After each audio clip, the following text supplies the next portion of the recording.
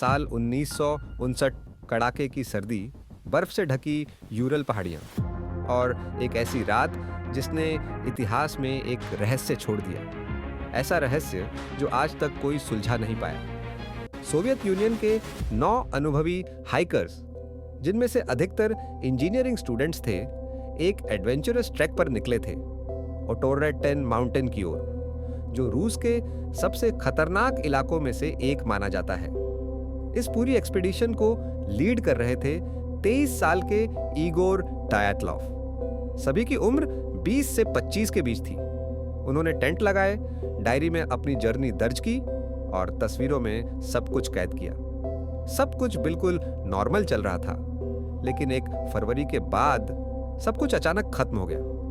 जब ये लोग वापस नहीं लौटे, तब उनकी तलाश शुरू हुई और जो मिला वो किसी डरावने हॉरर फिल्म जैसा था।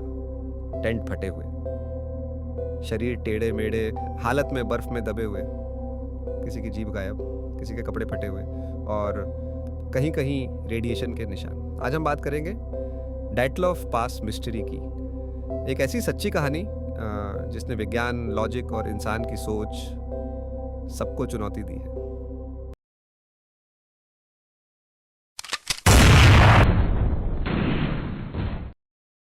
जनवरी के आखिरी हफ्ते में डायटलॉव और उनकी टीम ने यूरल पॉलिटेक्निक इंस्टीट्यूट से ट्रैक के लिए निकलना शुरू किया। सभी लोग अनुभवी थे और उन्हें ग्रेड 3 हाइकिंग सर्टिफिकेट मिल चुका था। उनका लक्ष्य था ओटोरेटेन माउंटेन, एक बहुत ही आइसोलेटेड और खतरनाक जगह। उन्होंने अपनी तैयारी पूरी तरह से की थी। स्लीपिंग बैग्स, डायरी, कैमरा और ज़रूरी सामान सब साथ लिया था। रास्ते में उन्होंने तस्वीरें लीं, कैंप्स लगाए और डायरी में लिखा कि वो कितने उत्साहित हैं। आखिरी एंट्री उनके कैंप से आई थी दिनांक 1 फरवरी 1959। इसके बाद सब कुछ खामोश हो गया। जब वो 10 दिन बाद भी नहीं लौटे, तो कॉलेज और परिवारों ने रेस्क्यू ऑपरेशन की मांग की। सरकार ने एक खोज टीम भेजी और बर्फ से ढकी पहाड़ियों में उन्हें तलाशना शुरू किया। और फिर मिला वो टेंट जो अंदर से फटा हुआ था, जैसे किसी ने जान बचाने के लिए तेजी से भागने की कोशिश की हो। 26 फरवरी को जब टीम को टेंट मिला, तो उन्होंने देखा कि अंदर कोई नहीं था, लेकिन टेंट में सभी बैग्स, कपड़े और जूते रखे हुए थे।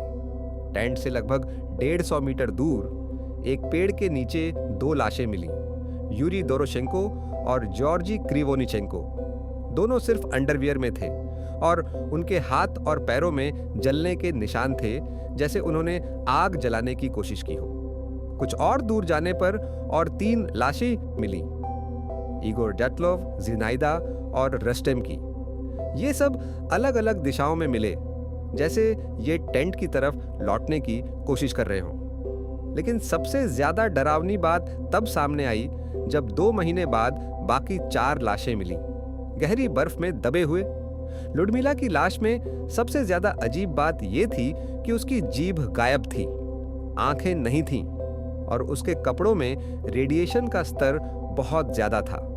एक और हाइकर्स के रिब्स पूरी तरह टूटे हुए थे, जैसे किसी जबरदस्त फोर्स ने अंदर से दबाया हो, लेकिन शरीर के बाहर कोई चोट का निशान नहीं था। इन्वेस्टिगेशन के दौरान कई साइंटिफिक एक्सप्लेनेशंस सामने आए, लेकिन कोई भी थ्योरी पूरी तरह से साबित नहीं हो पाई। सबसे पहली थ्योरी थी एवलांच की।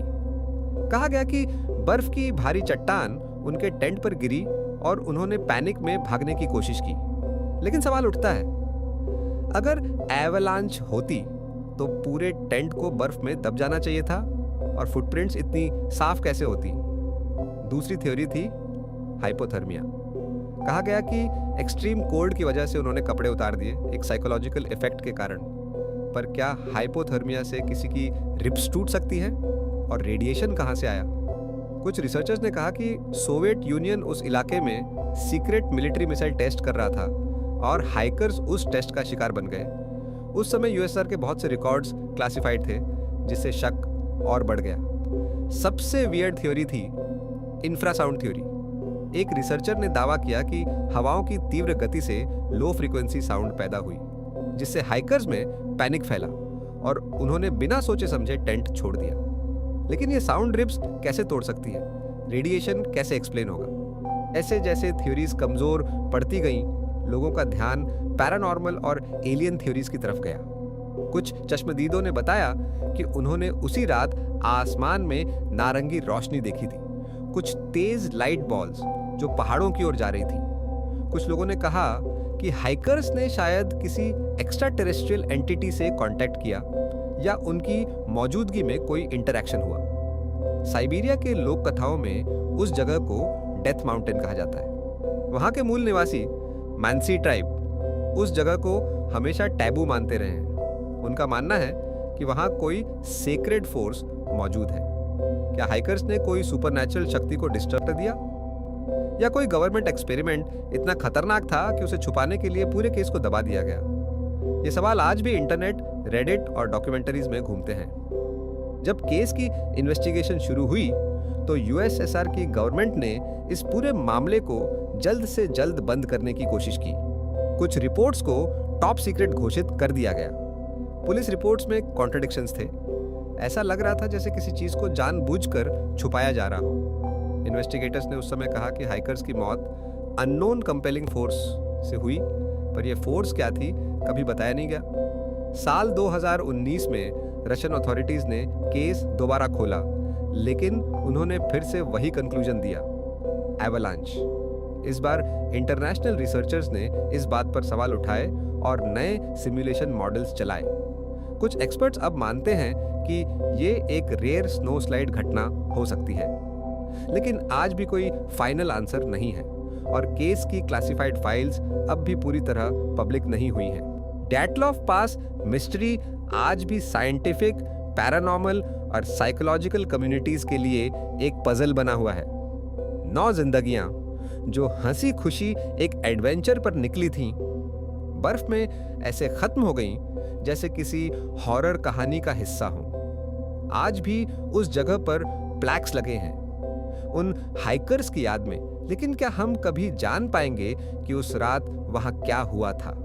क्या वो कोई प्राकृतिक आपदा थी, या कोई अज्ञात शक्ति की दहशत, या फिर एक साजिश जिसे इतिहास के पन्नों में दबा दिया गया? अगर आपको ये कहानी डरावनी, दिलचस्प और रहस्यमयी लगी हो तो वीडियो को लाइक करें, शेयर करें और कमेंट में ज़रूर बताएं। आपकी थ्योरी क्या है?